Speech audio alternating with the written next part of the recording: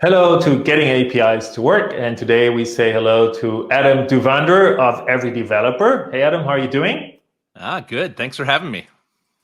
Well, thanks for joining. So, what I want to do today is to talk with you about your new book. It just came out last month, Yeah. which is called Developer Marketing Does Not Exist. And of course, once I saw that you published that book, I was very curious to find out why it doesn't. And we're here today to better understand what you mean by that and talk about your book a little bit. So, first, the title. Explain the title, Yeah. please. Yeah. So the developer marketing does not exist because when you market at developers, they just won't respond to that. So they're an audience that's skeptical.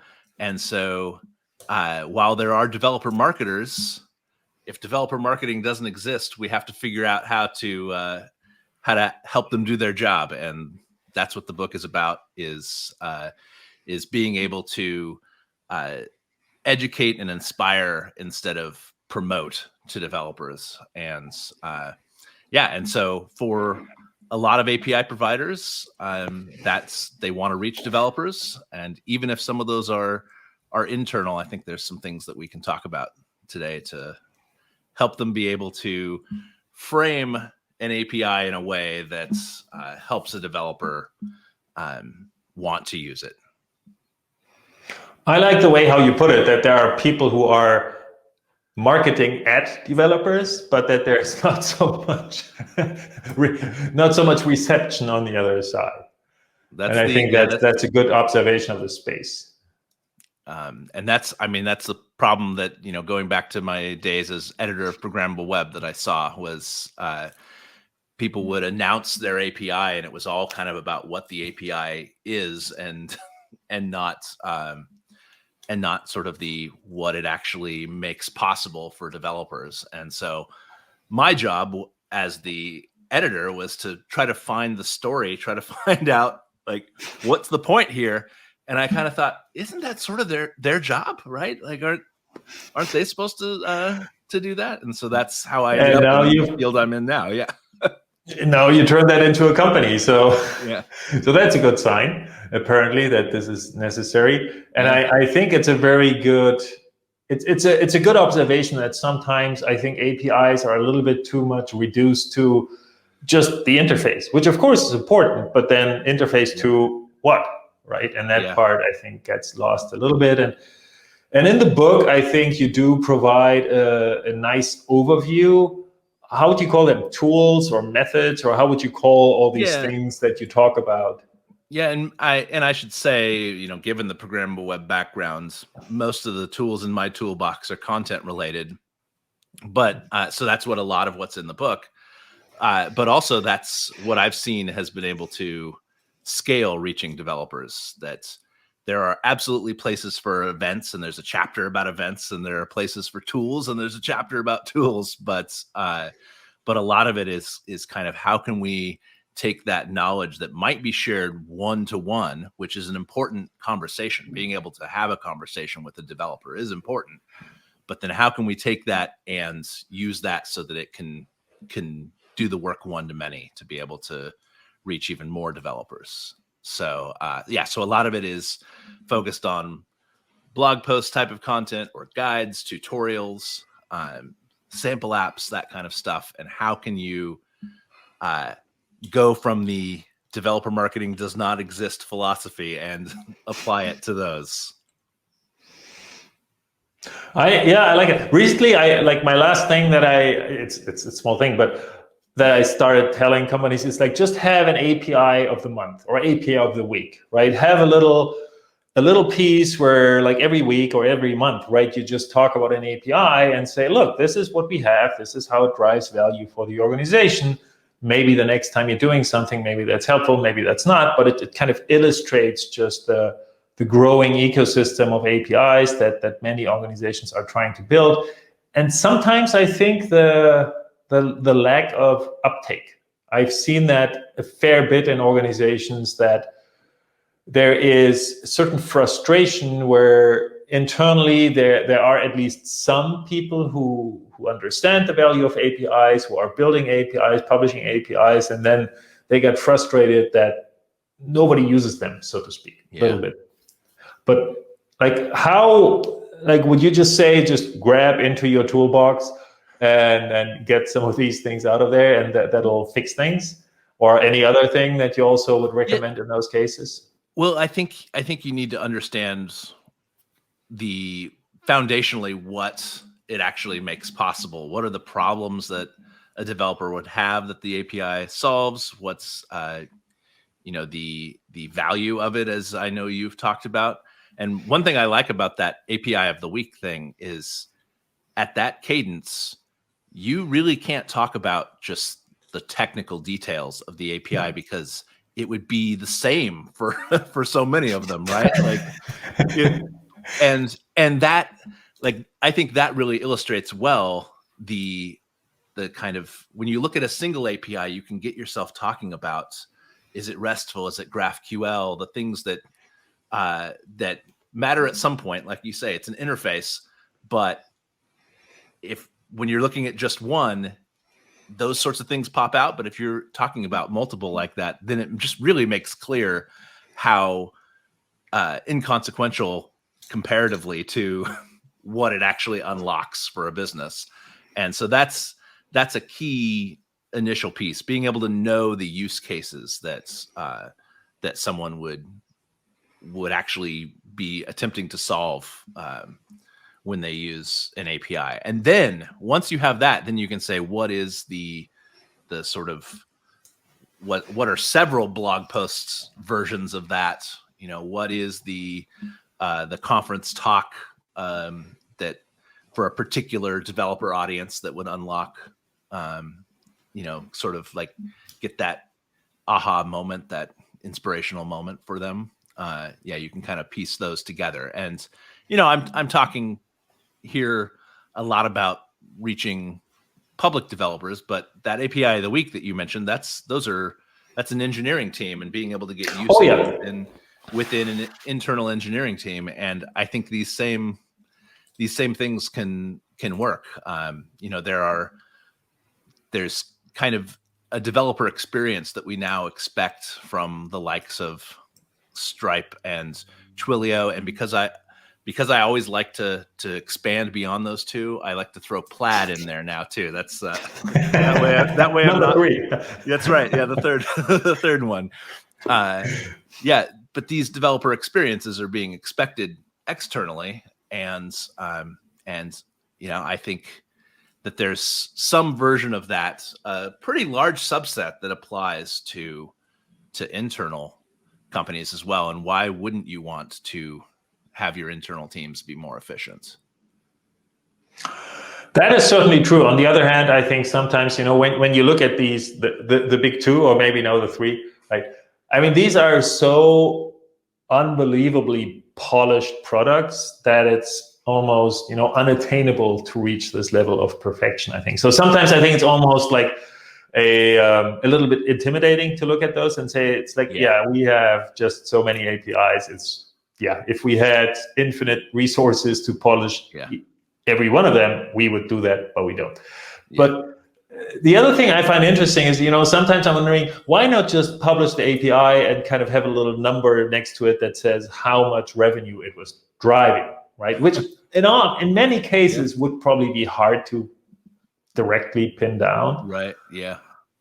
But then again, it's like, this is the value of this product, and it may not be as polished as the other ones, but it really is important. And it's something that if it is that valuable, maybe, you can help us using it and driving that number up even higher. And then sometimes I think I'm just wondering, whether these very high level of expectations towards developer experience, whether that isn't like almost counterproductive. Yeah. Have you experienced that sometimes?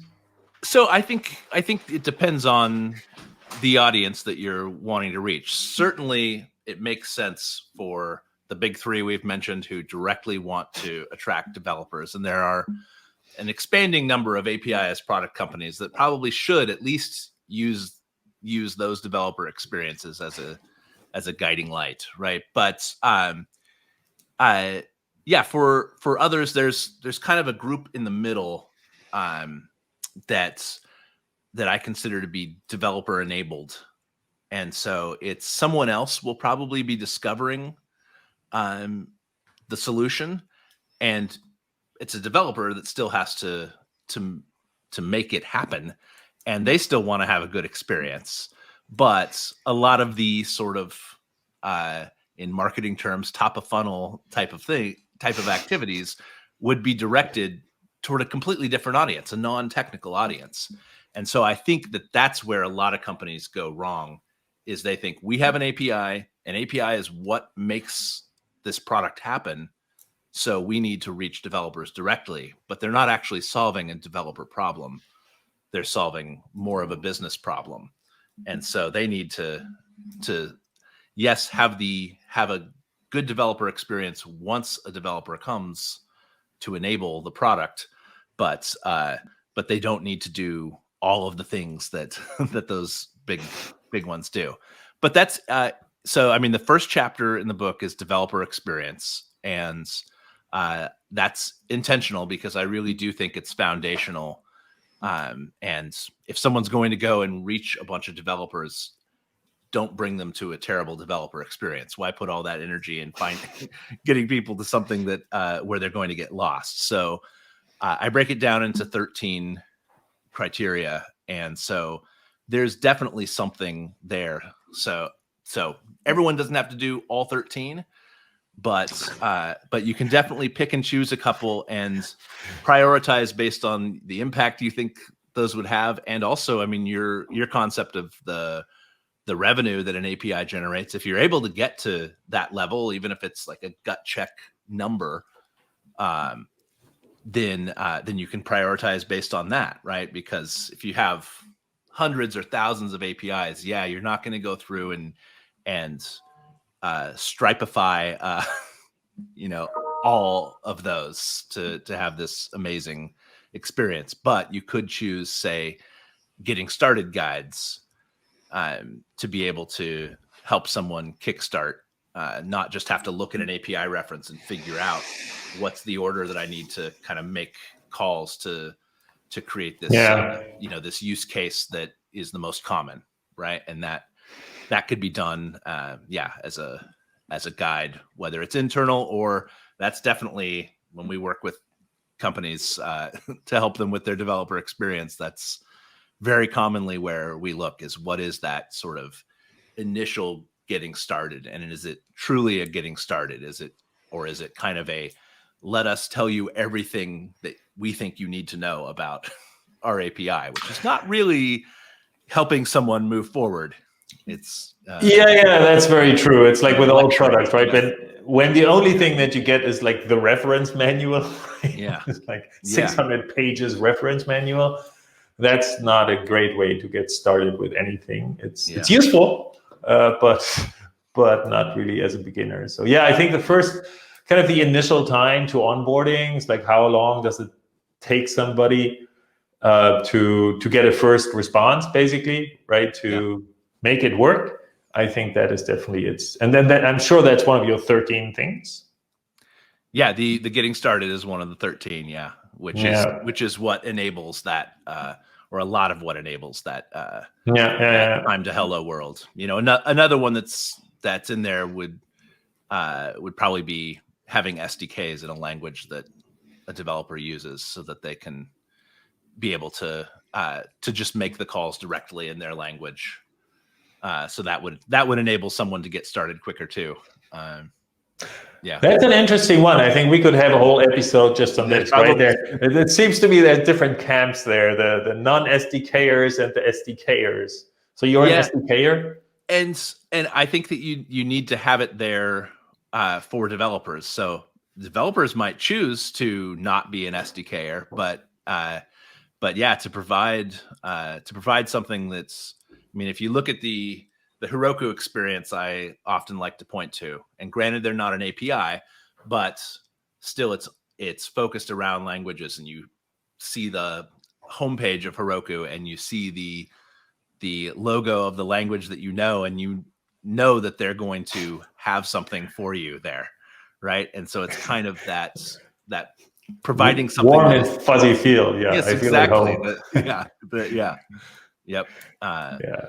And so in the end, whether you choose to turn those into pure HTTP calls within your language of choice, like that's a developer choice. But certainly for an initial experience, let me see a response. Let me see how this works.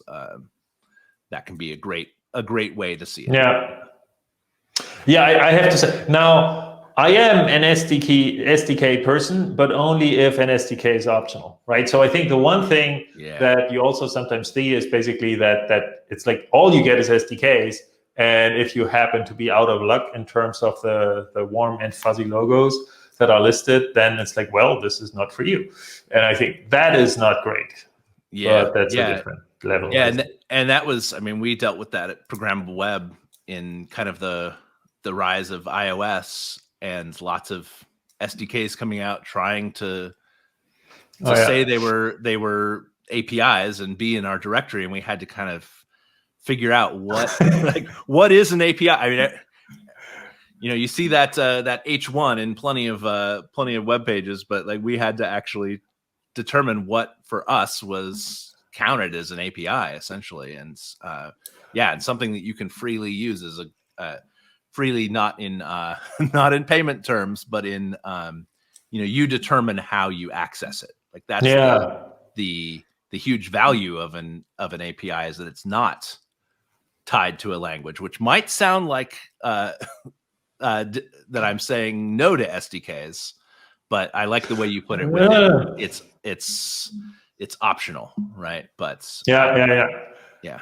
So I'm definitely digressing here, but I'm curious because you mentioned that. So what did you end up doing? If somebody basically has an API that happens to be just a local API, and then there's no published, publicly accessible network level API, did you end up categorizing that as API or not? No. So in my time at Programmable Web, at least, that did not have a listing in a directory. So because it was not a service that you could point to. Another frequent one that was sometimes pretty hard for our content editors to be able to figure out was like some open source software or otherwise installable on your own server that then once installed has an API within it. But that's unless it's running as a service, if you had it as a service version, that would be something that we would consider an API. But I mean, if you have some open source software that unlocks an API for you, that's great. Like maybe we'll write about it from a news standpoint, but it's not not one. So WordPress would be a good example. WordPress.com gets a spot in the directory. WordPress.org, which you install on your own server, doesn't get a spot. It's about the service that being made available. But it's a tough one to unpack. It's probably definitely only harder now.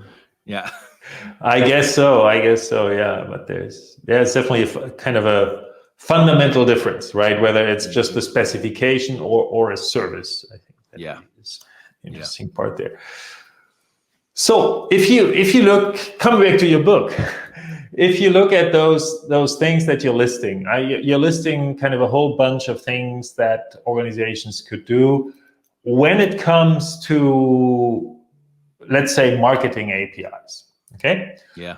Now, one of the things I also really wanted to ask you, even though it's not in your book, but I'm curious.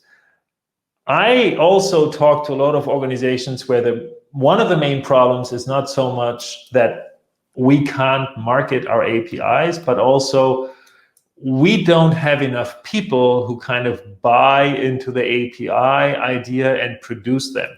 So the lack of participation, right? That you say, oh, we want to build an API platform internally, and now you want people to contribute APIs. and they don't do it at the level that you are hoping for. So I'm wondering, is that something you've run into? Like, how does that relate to what you're talking about? It's probably a little bit early on in the API cycle. How do I even get people to participate in my API landscape? But I'm just wondering what your opinion is on what to do in those cases. Yeah, I mean, I think it goes to some of the same baseline fundamentals that we've talked about, of being able to explain the value of that. So I guess it's maybe the corollary to that. Instead of the value of the API, it's the value of others being able to connect into what you've built. And so you have to, I mean, I'm big on telling stories, you know, whether it's for marketing purposes or internal. So you have to have sort of that story, in the same way that I would get press releases that said, hey, we have this new API, and I would have to figure it out. I think that if you have a sort of, you should make APIs, that's kind of the equivalent of, doesn't quite dig into the why and the what's the possibility here. So I think being able to have someone, I think that has to be an internal sort of process, right? To be able to have that story told and retold until it becomes kind of habit. I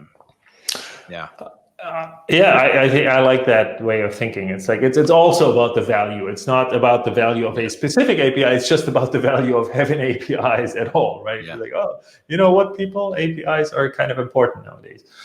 But yeah, that can be, like you said, right? Sometimes that it might take a little while for that message to actually get through.